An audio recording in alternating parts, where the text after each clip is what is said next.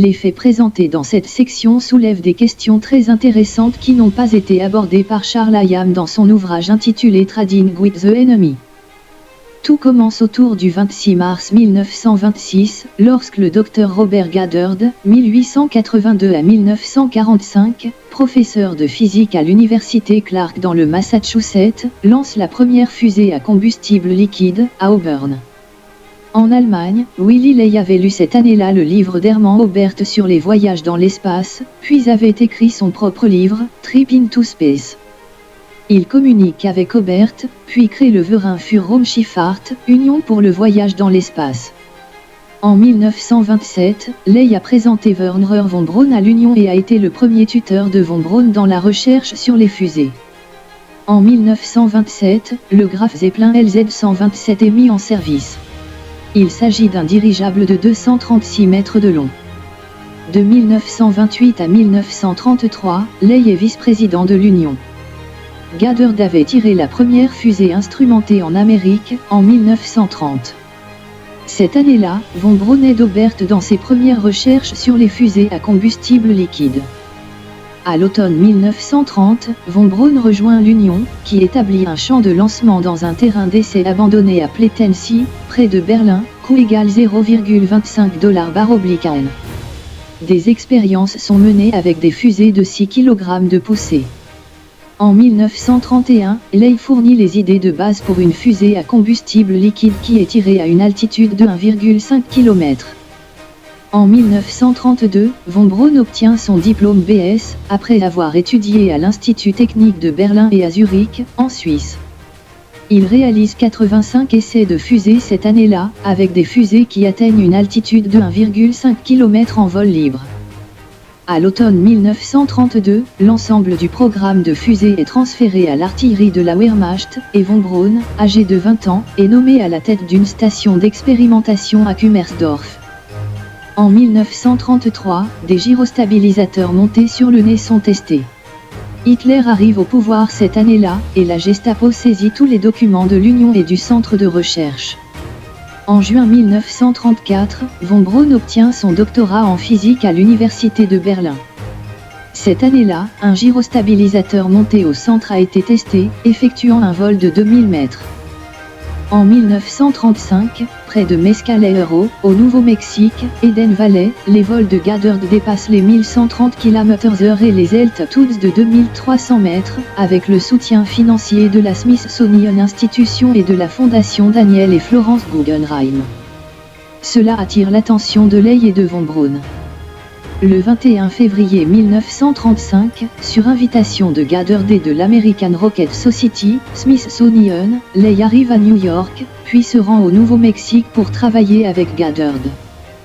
En 1936, Hitler s'y intéresse de plus près et verse 20 millions de marks, soit aujourd'hui une équivalence de 10 225 829 € dans son centre de Peenemünde, chargeant von Braun et son groupe de produire une arme de campagne capable de transporter une grosse ogive sur une portée bien supérieure à celle de l'artillerie.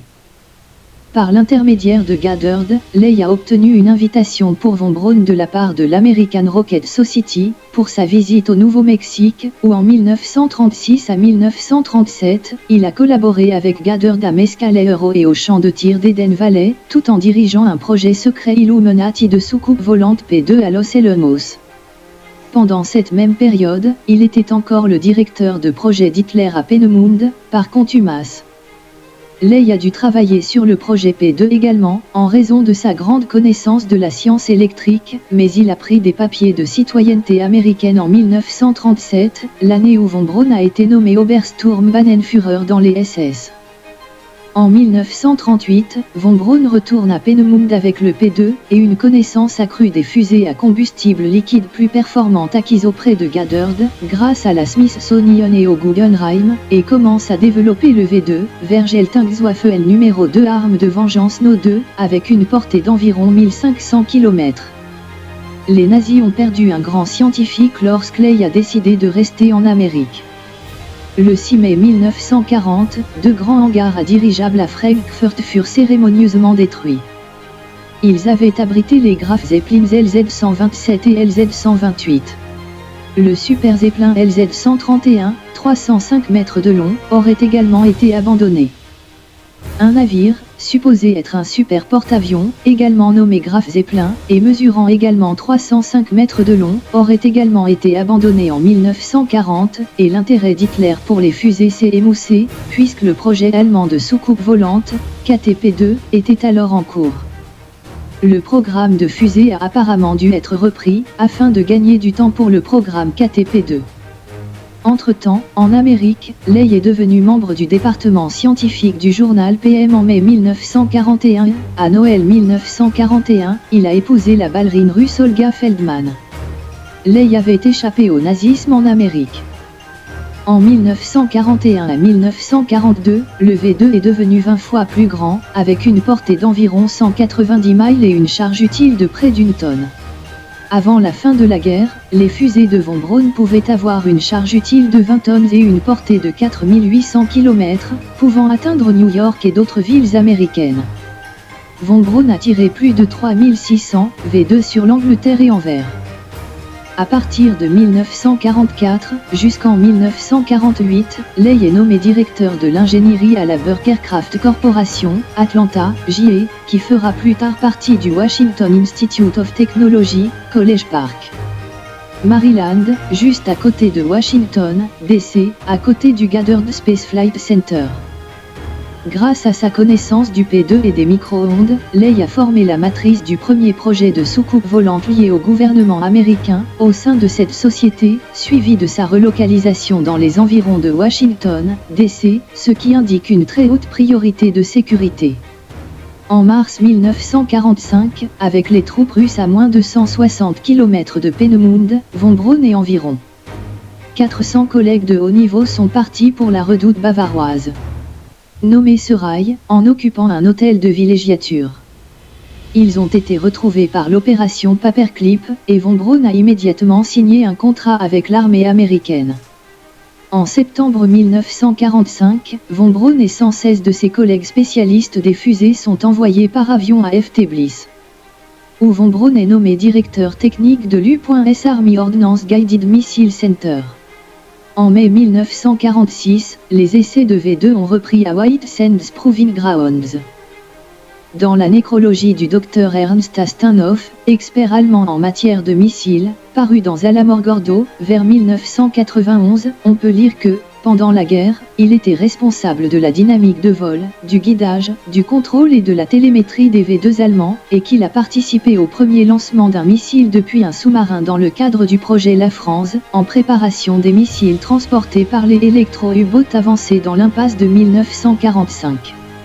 En 1947, Willy Leigh a écrit sur les fusées sous-marines utilisées par les Allemands pendant la guerre. Avec l'allemand Heinz Fischer, Leigh était l'un des plus grands experts mondiaux en matière de radar. Les micro-ondes, forces électrostatiques variant rapidement, sont directement liées à la gravité et à la propulsion des soucoupes volantes, selon la théorie dynamique de la gravité de Tesla. En août 1949, von Braun a été nommé membre honoraire de la British Interplanetary Society, par l'intermédiaire de son ami Arthur C. Clarke. Pendant la guerre, il a été décoré de la Croix de Chevalier et du titre de professeur de recherche, Ehrendoktor Professor, à Peenemünde par Hitler, a été nommé membre honoraire de la Gesellschaft für Weltraumforschung, Stuttgart, et de la Nordwest Deutsche Gesellschaft für Weltraumforschung, Friedrichstad. En 1950, l'U.S. Army Guided Missile Center est transféré de Ft. Bliss à Redstone Arsenal, Rantsville, Alabama, où von Braun est muté comme directeur technique. En septembre 1951, le document de von Braun sur une mission martienne de 869 jours est lu au deuxième congrès international d'astronautique à Londres. Le Super Zeppelin a probablement déjà fait le voyage en un temps beaucoup plus rapide, à partir de 1945. Le 12 octobre 1951, une fusée non habitée à 2 étages, probablement un A9 allemand à 2 étages retravaillé, atteint une altitude de 402 km depuis White Sands. Montrant ses sympathies illuministes, von Braun a déclaré un jour: « Tant que la souveraineté nationale existe, notre seul espoir est d'élever le niveau d'éthique de tout le monde. Ces programmes de fusée n'étaient rien de plus qu'une couverture pour la technologie des soucoupes volantes et la physique de l'éther des illuministes.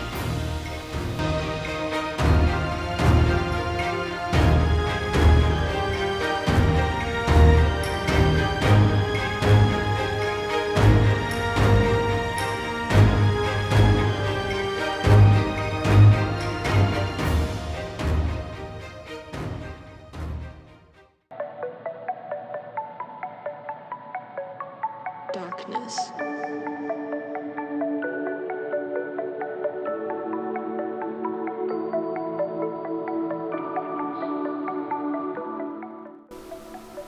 Le canular du singe Rhesus de Roswell et d'autres simulacres aussi scandaleux.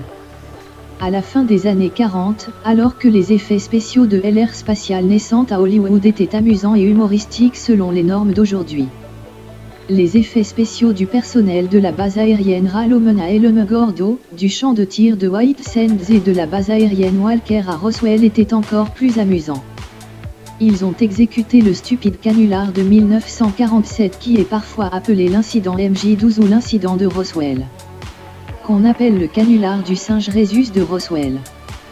Jusqu'en 1952, Wernher von Braun travaillait à FT Bliss, en tant que directeur de la recherche, US Army Ordnance Guided Missile Command, d'où il continuait à effectuer des essais de V2, A9, V6, V7, à White Sands, non loin de là. Pendant ce temps, d'autres tests étaient menés sur le traîneau à fusée à Alamogordo, avec des singes Rhesus dans des combinaisons anti-G, afin de déterminer les limites de l'endurance humaine à la force G et d'autres problèmes de vol à haute performance dans des avions conventionnels à haute performance, nécessaires pour maintenir l'aéronautique conventionnelle à un haut niveau afin d'écarter les demandes de technologie de soucoupe dans les groupes de sécurité nationale. En 1952, les chercheurs sont passés aux chimpanzés pour les tests de LA9. Les chimpanzés étaient beaucoup plus faciles à contrôler et moins dangereux et problématiques à manipuler pour le personnel. Dans le canular original de 1947, une petite soucoupe volante de type bande dessinée, d'environ 4 mètres de diamètre, construit en tôle d'aluminium, avec des rivets, des vis, des barres et des moulures, avec une bulle en plastique pour le pilote, et une vieille antenne d'automobile avec une boule à son extrémité dépassant du sommet de la bulle, a été placée à un endroit situé à environ 4 miles de Walker AFB, sur le ranch d'un co-conspirateur coopérant.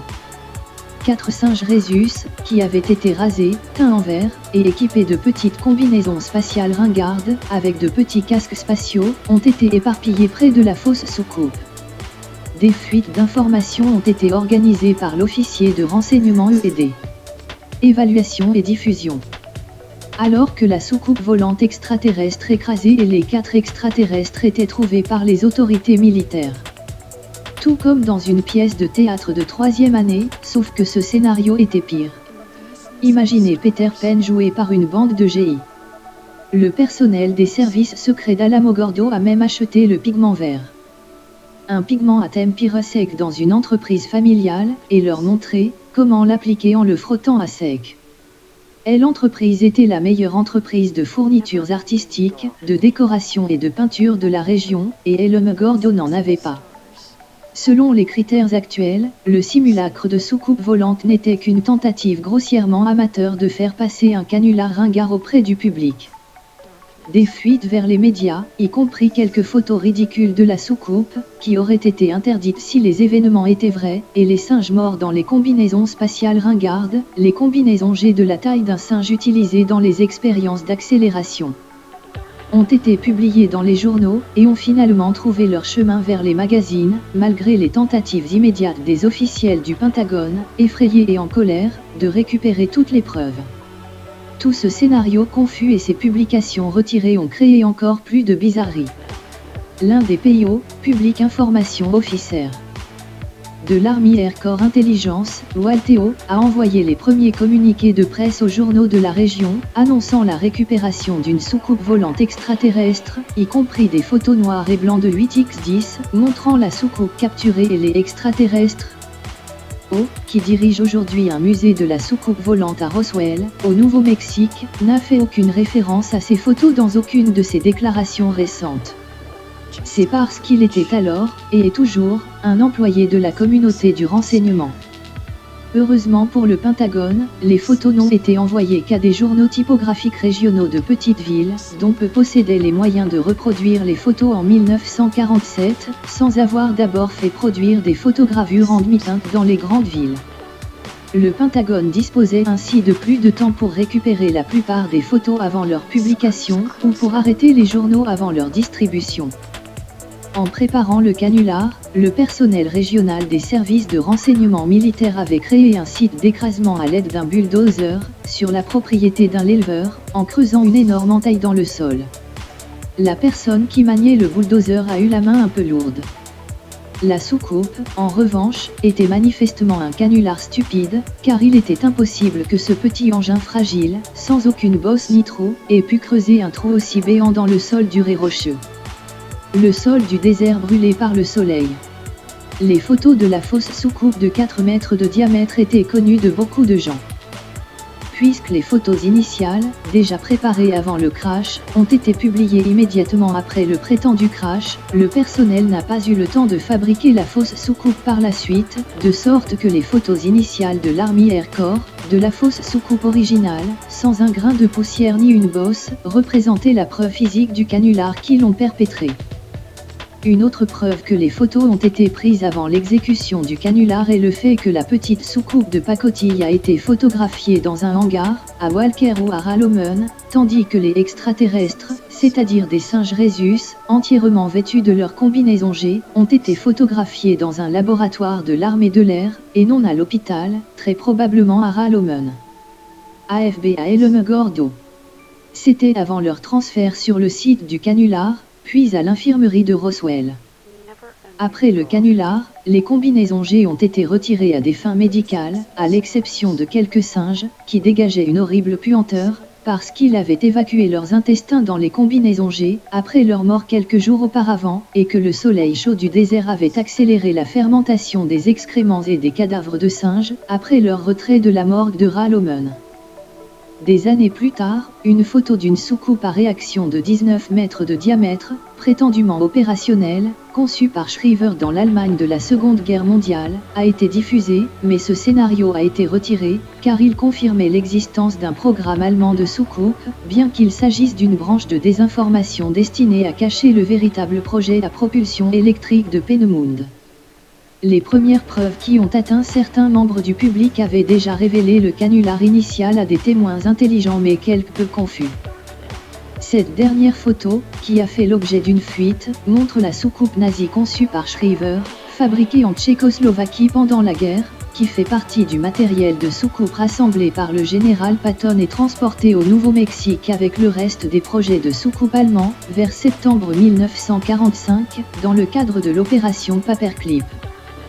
Comme il ne s'agissait pas d'une des soucoupes électriques hautement confidentielles, la photo n'a pas fait de mal et avait l'apparence d'une construction professionnelle, destinée à compenser la mauvaise qualité de fabrication et de conception de la fausse soucoupe.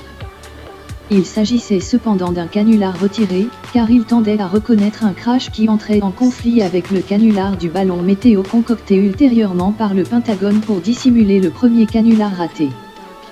En raison de toutes les stupidités et erreurs de calcul flagrantes de la part des premiers hucksters, le scénario initial a été oblitéré par le canular des ballons météo qui était à peine moins stupide, mais le canular initial de 1947, 38 ans avant le troisième canular MJ-12 de 1985, contenait encore des pièces récupérables en ce qui concerne les hucksters du Pentagone.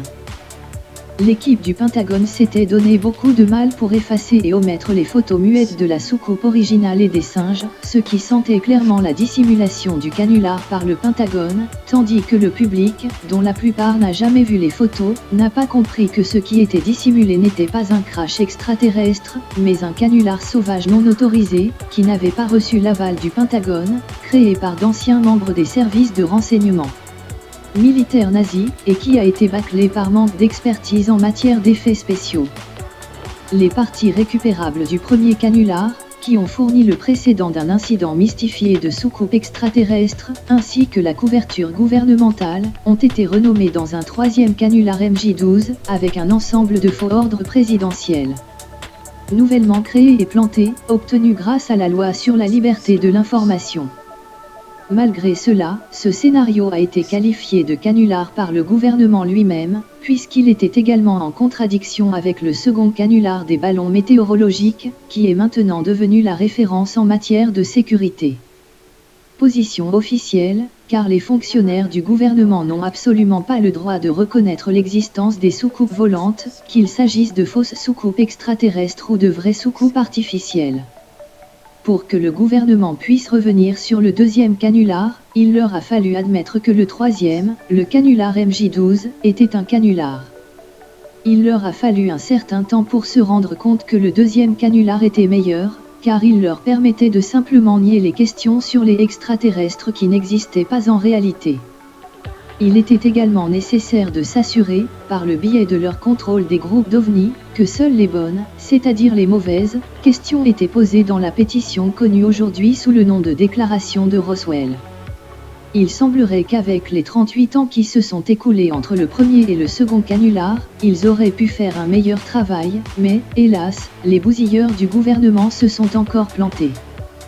L'erreur consistait en une diffamation et une fraude à l'encontre des présidents Truman et Eisenhower décédés, en contrefaisant leur nom sur de faux documents alléguant un incident qui n'a jamais eu lieu.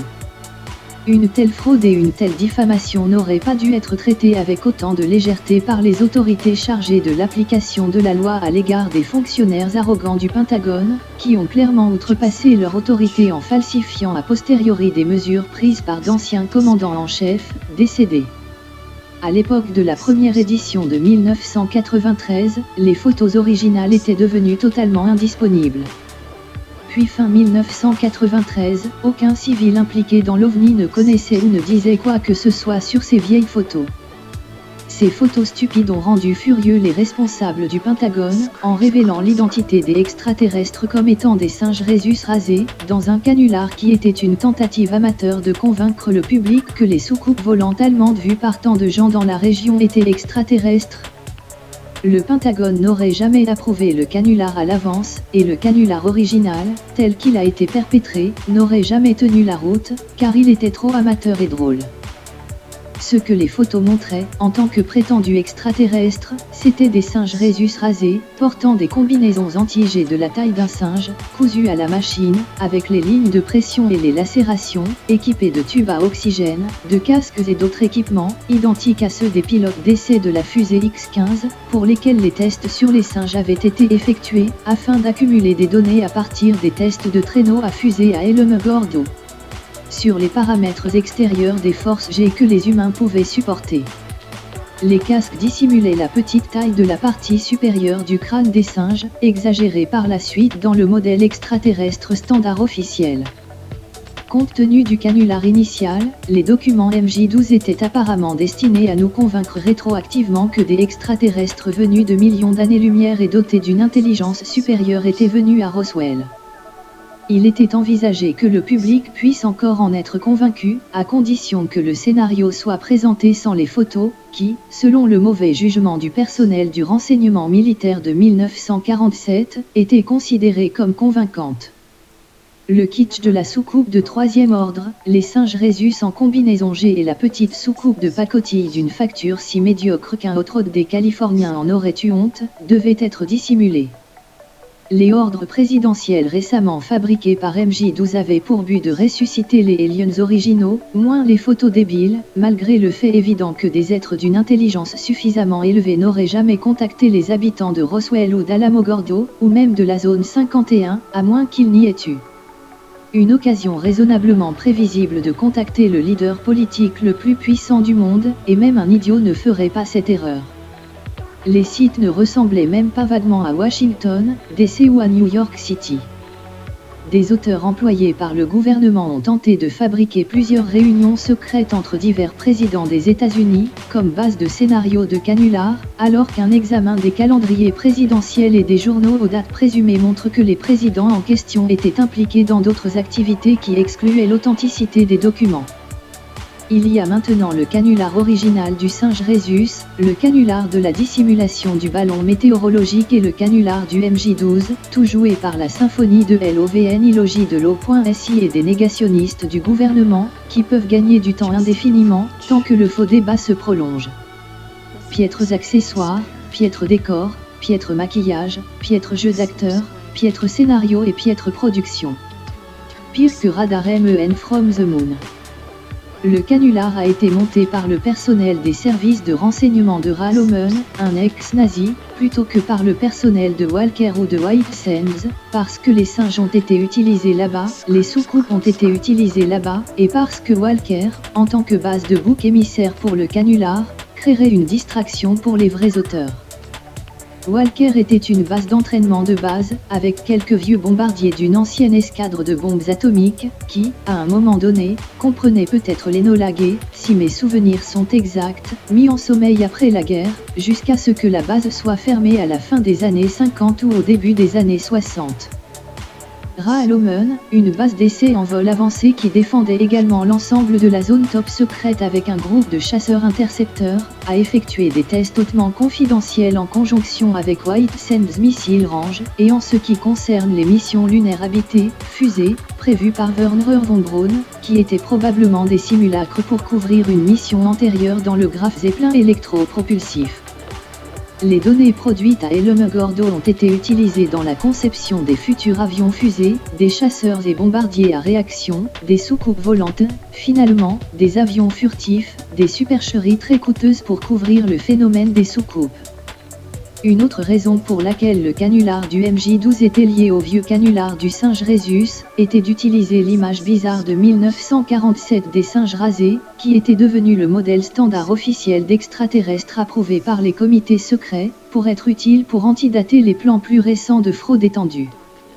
Les moines, avec leurs grands yeux vitreux et inclinés, leurs petits mentons et bouches, et leurs corps maigres, sont suffisamment proches des E pointés pour qu'on puisse s'en servir, du moins dans l'esprit attardé des plagiaires du gouvernement, et si nécessaire, ils pourraient être simulés par de petits acteurs humains, même des enfants, des nains, ou des femmes petites et maigres, dans des combinaisons spatiales, portant des masques en latex avec des yeux à verre fumé.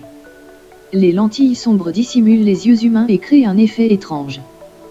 La récente vague de films extraterrestres d'Hollywood, dont beaucoup n'ont rien à voir avec ce canular, semble avoir donné une nouvelle vie aux hucksters, en leur fournissant un ensemble de films plus récents à partir desquels ils peuvent plagier et créer de nouveaux canulars dérivés. Il y a aussi maintenant beaucoup plus de techniciens compétents en matière d'effets spéciaux, de fabrication d'accessoires et de maquillage au sein de la communauté du renseignement. Des agents du gouvernement se faisant passer pour des citoyens inquiets, des spécialistes des ovnis, également imités par des dupes involontaires qui l'ont faussement induite en erreur, ont récemment relancé naïvement ce vieil incident, en alléguant qu'une dissimulation gouvernementale en 1947 a dissimulé des preuves de l'existence d'extraterrestres venus de l'espace, et une collaboration secrète entre eux et notre brillante armée. Les autorités et le gouvernement. Si c'était vrai, ils n'ont certainement pas fait un très bon travail. Même s'il était authentique, les documents présidentiels de MJ-12 n'auraient pas pu être obtenus par le biais de la loi sur la liberté d'information. Les agents du gouvernement, les OVNI-logistes, ont péniblement passé en revue l'ensemble de la loi sur la liberté d'information pour obtenir ces documents secrets, afin de les utiliser dans leur guerre de propagande contre nous, du hachis réchauffé, 4 fois. C'est censé rendre cette imposture plus crédible. Les faux documents MJ-12 étaient intentionnellement ambigus, puisque les photos stupides et embarrassantes peuvent encore apparaître.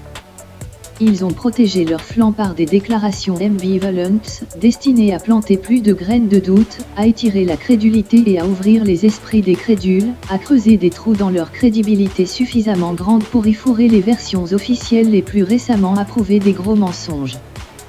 C'est au sud de Roswell en 1947, que la vérité par osmose sociale. 3 des singes Rhesus morts avaient été stockés dans une morgue à Ralomen, après avoir été tués dans des expériences d'accélération sur le traîneau de la fusée. Le 4e singe était presque mort, et a donc été inclus avec les 3 autres morts utilisés dans le canular. Un témoignage d'une infirmière, qui était présente lors de la prétendue autopsie, en fait une dissection. En tant qu'infirmière de l'armée américaine, survivante de la marche de la mort de Butten au Nouveau-Mexique, elle a facilement reconnu les moines Rhesus, car elle avait été forcée par les Japonais à cuisiner et à manger des moines Rhesus dans la péninsule de Butten. En 1995, des informations sur la découverte d'un vieux tirage couleur Kodak de 1947, réalisé par l'assistant photographe des dissecteurs de l'armée de Roswell, pendant la dissection. Cette photo avait été acquise par un homme nommé Bart Wilson. Un membre de la famille de Bart avait fait partie des services de renseignement de l'armée américaine à Roswell, en 1947, c'est ainsi qu'il a obtenu la photo. La photo de Bart montrait la musculature faciale étalée d'un singe rhésus, épinglé de façon typique sur une planche pour être photographié à des fins de documentation. On voyait qu'il s'agissait de la musculature d'un singe parce que les muscles étaient coupés autour des deux oreilles, ce qui donnait deux étranges formes d'amandes au-dessus des découpes pour les yeux, lorsqu'elles étaient étendues sur la planche. Sous l'égide de la FOIA, un troupeau de moutons de l'ufologie de la CIA demandant, dans des questionnaires préparés par l'O.SI, des preuves cachées d'un crash qui n'a jamais eu lieu, impliquant des extraterrestres qui étaient des singes, et un contact secret entre extraterrestres et notre gouvernement qui n'a jamais eu lieu. La réponse officielle du gouvernement a été facile, il s'agissait simplement de nier toutes les questions suggestives, chargées par la CIA, posées. Comme on pouvait s'y attendre, les OVNI-logs ont posé les mauvaises questions, de sorte que le gouvernement a eu raison de nier. 1. La connaissance d'un crash d'OVNI extraterrestre à Roswell en 1947, puisqu'il n'y a pas eu de crash, et que, s'il y en avait eu un, il se serait agi d'une soucoupe volante du gouvernement. 2. Que des corps extraterrestres, 3 ou 4, ont été retrouvés, puisqu'il n'y a jamais eu de crash, et que les corps retrouvés étaient ceux de singes rhésus en combinaison G. Si le groupe avait posé la question suivante, Y a-t-il eu un canular organisé par le gouvernement à Roswell en 1947, dans lequel les corps de singes rhésus, ou d'autres primates, ont été revêtus de combinaisons G, ou d'autres costumes conçus pour ressembler à des combinaisons spatiales, afin de les faire passer pour ceux des astronautes extraterrestres? Et, les responsables du Pentagone ont-ils récupéré les preuves de ce premier canular, et l'ont-ils dissimulé par un second canular, dans lequel des fragments d'un ballon météorologique ont été substitués? Le vieil adage, si vous posez une question stupide, vous obtenez une réponse stupide s'applique.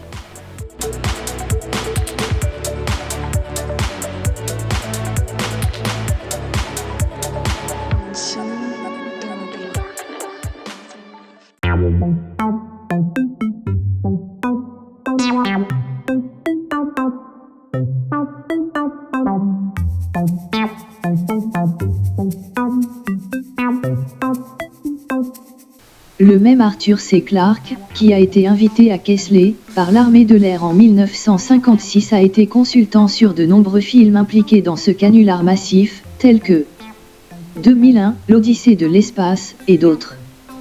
Bien que des films comme Close Encounters of the Subkind E.T. Arthur Clarke qui, en 1956, affirmait que les soucoupes n'existaient pas, a ensuite participé à ces efforts pour nous convaincre que, non seulement elles existaient, mais qu'elle était la propriété exclusive des extraterrestres de l'espace. La demi-vérité et la vérité est demie, encore une fois. Les tâches des agences secrètes de notre gouvernement, impliquées dans de tels films, sont rendues progressivement plus faciles au fil des ans, les victimes, nous, ayant déjà été dupées et soumises à un lavage de cerveau par la propagande mensongère constante qui leur a été inculquée par les médias de masse, contrôlés par Big Brother, depuis plus de 50 ans. Le grand public, qui faisait autrefois confiance aux experts du gouvernement, est devenu plus sceptique, et sa confiance aveugle s'effrite rapidement, car il réalise que sa confiance a été faussement obtenue. Un film comme E.T., qui a peut-être été conçu comme un simple divertissement, continue de laver le cerveau des enfants avant qu'ils ne soient assez mûrs pour remettre en question les actions, les motivations ou l'intégrité de notre gouvernement. Les personnes dotées d'une intelligence réaliste, qui n'ont peut-être jamais vu une seule soucoupe volante, ne croient généralement pas du tout à leur existence. Curieusement, beaucoup de ces mêmes personnes ne croient pas non plus les politiciens et reconnaissent que notre gouvernement est manipulé par les grandes entreprises, dans le cadre d'un partenariat secret entre les entreprises et l'État. Alors pourquoi ne réaliserait-il pas que les industries du cinéma et de la télévision ne sont pas à l'abri ? L'industrie du cinéma a été largement utilisée comme moyen de propagande depuis sa création. Toute la propagande n'a pas été fausse, mauvaise, nuisible ou maléfique. Mais les films soutenus par le gouvernement, qui font subir au public un lavage de cerveau subliminal pour l'amener à accepter une épistémologie platonicienne, afin de rendre les gens plus faciles à contrôler, banalisent l'existence de l'homme, détruisent l'autonomie individuelle, l'estime de soi, la confiance et l'autodétermination, et créent une fausse dépendance vis-à-vis du gouvernement. Elle porte également atteinte à la séparation entre l'Église et l'État, en promouvant une religion des phénomènes psychiques, de la pseudoscience, du mysticisme, de l'ovniologie, de l'ignorance, du charlatanisme, nouvel âge et de l'acception générale de l'existence des extraterrestres sur la foi plutôt que sur la raison. Le fait est qu'Hitler et sa bande, qui ont créé ces canulars à l'origine, étaient les nouveaux arrivants, qui étaient seulement en avance sur leur temps. Ils ont diffusé la fausse propagande, par le biais d'une campagne de chuchotement, selon laquelle ils étaient les seuls à être en contact avec des extraterrestres vénusiens, au Pérou 2, et qu'ils avaient été spécialement choisis par la race avancée des extraterrestres, comme race maîtresse pour diriger la société terrienne. Entre-temps, les nazis ont cru à la contradiction selon laquelle, en tant que race maîtresse, leur ordre était reçu d'une race souterraine de géants, qui contrôlait la race humaine depuis leur empire souterrain, dont l'entrée principale se trouvait au Tibet. Ce scénario diffère-t-il sensiblement des versions de la commission trilatérale Illuminati Nouvel Ordre Mondial Ufologie? Et d'une certaine manière, ne présente-t-il pas une similitude remarquable avec les récits de la Bible, de la Torah et du Talmud, dans lesquels le peuple chrétien ou juif était censé avoir été choisi par Dieu ou Yahvé, tandis que les diverses prétendues infériorités raciales et spirituelles de leurs ennemis étaient énumérées? Et, puisque les proportions et le dessin particulier du svastika utilisé par Hitler et les nazis étaient le svastika anagramme à 17 carrés de la Kabbale juive, il semble qu'Hitler ait également puisé dans cette source pour fonder sa propre nouvelle religion, sans que les juifs du monde d'aujourd'hui n'y soient pour rien, la plupart d'entre eux, espérons-le, ne considérant plus les non-juifs comme inférieurs, comme le stipule la Torah et le Talmud. Les personnes qui réalisent ces films de propagande du gouvernement secret ne sont généralement pas conscientes des intentions cachées de leurs commanditaires et sont motivées à leur propre niveau par le désir de réussite et de profit. Il n'y a eu que quelques films qui ont abordé la vérité, et ils ont été plus ou moins bannis dans l'oubli ou présentés comme des farces ridicules. L'un d'eux était The Formula, avec Marlon Brando, David Raddleston et George C. Scott. Un autre film, Rage, avec George C. Scott, avait également de fortes implications, notamment en ce qui concerne les francs-maçons militaires impliqués dans la dissimulation d'un accident gouvernemental de gaz neurotoxique. La formule impliquait le secret technologique de la fabrication d'essence à partir de charbon. Cette technologie est connue aujourd'hui sous le nom de chimie de l'acétylène et figure dans de nombreux manuels de chimie.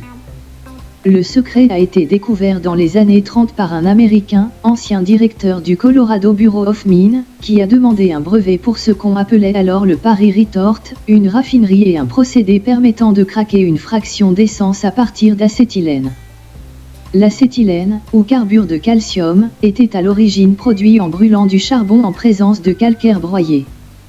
La raffinerie était semblable aux raffineries d'essence, avec de nombreuses cornues autour de craquage, pour séparer ou synthétiser diverses fractions d'hydrocarbures à partir de l'acétylène, en utilisant ce qui est aujourd'hui des catalyseurs standards comme le noir de platine, le noir de palladium, etc.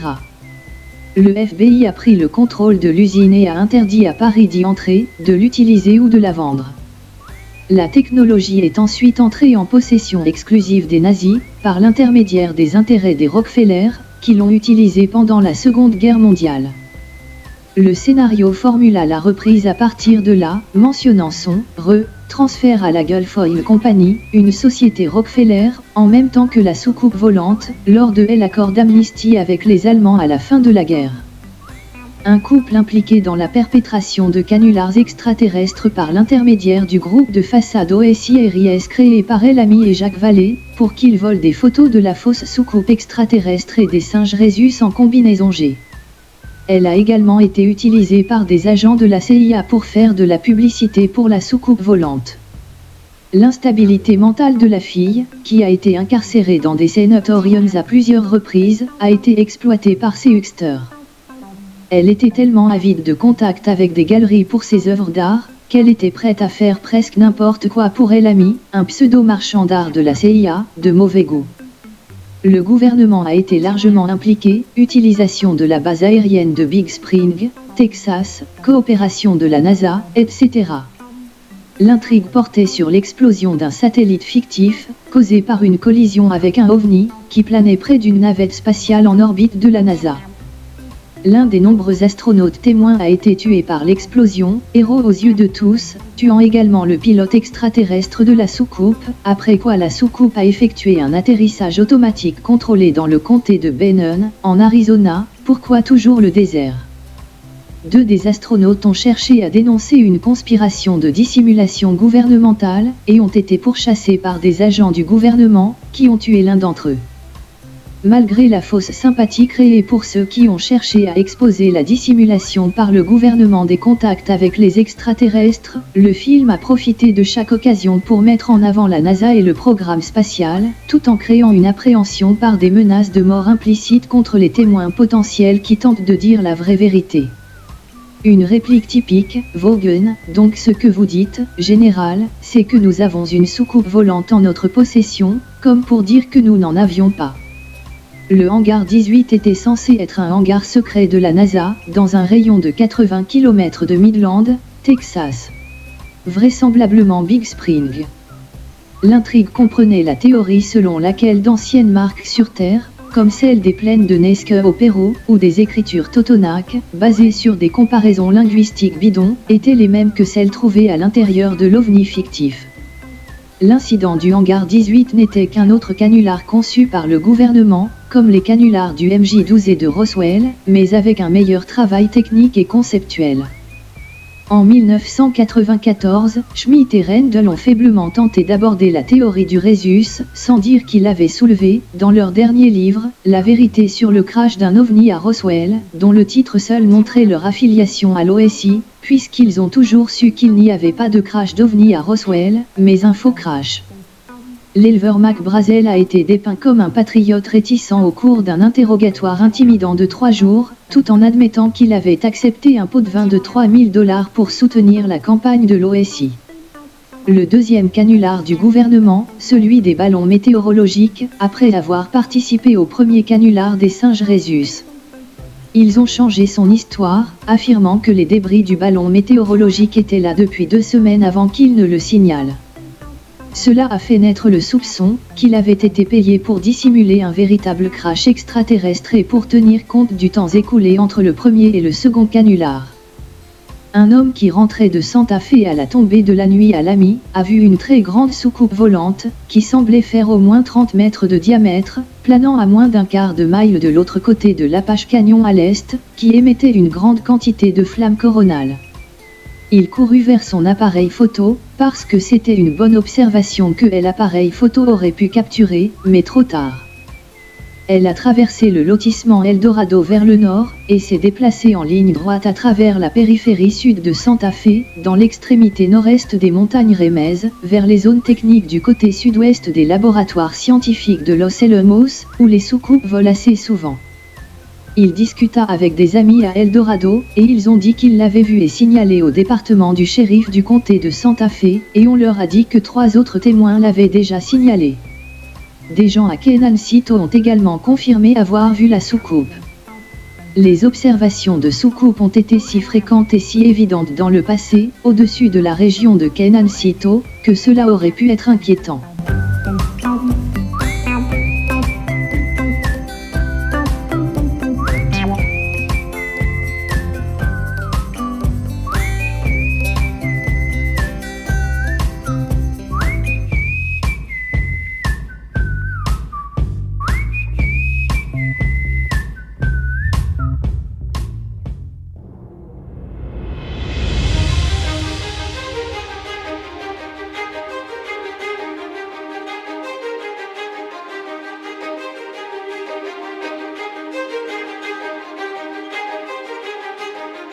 Mon but n'était pas de documenter un nombre impressionnant d'observations, afin de vous vendre des vérités fondamentales que vous devriez déjà connaître. Nous allons nous attarder sur une grande quantité des observations documentées déformées ou fabriquées et le domaine des grands menteurs et de leurs dupes, tandis que les véritables observations sont dissimulées ou ignorées. Le projet Blue Book ou Bluebeam a déjà enterré plus de bonnes informations que ne pourront jamais en découvrir, ou en avoir besoin d'ailleurs, et la poursuite de ce matériel nous tiendrait plus occupés qu'un Indien unijambiste essayant d'éteindre un feu d'herbe, exactement comme ils l'entendent. L'observation qui a été faite en 1953 était la seule pour confirmer absolument l'existence des soucoupes dans la réalité. Afin que vous puissiez séparer la vérité du mensonge, il est nécessaire de discerner un modèle prédominant présenté par les saboteurs de vérité du gouvernement, consistant en les stratégies répétitives suivantes. Premièrement, déclaration de témoins exagérés, erronés, falsifiés ou oblitérés. Dépeindre les témoins comme ridicules, voyant des choses comme des petits hommes verts ou une soucoupe de 3 km de longueur, les dépeindre généralement comme fous, ivres, drogués ou hallucinés. Cette astuce est cantre et facile à repérer. Deuxièmement, l'exagération, l'inexactitude ou la fabrication complète de données physiques importantes, telles qu'une soucoupe qui avait du feu partout, avec une forte odeur de soufre, ou qui était transparente, apparaissait et disparaissait.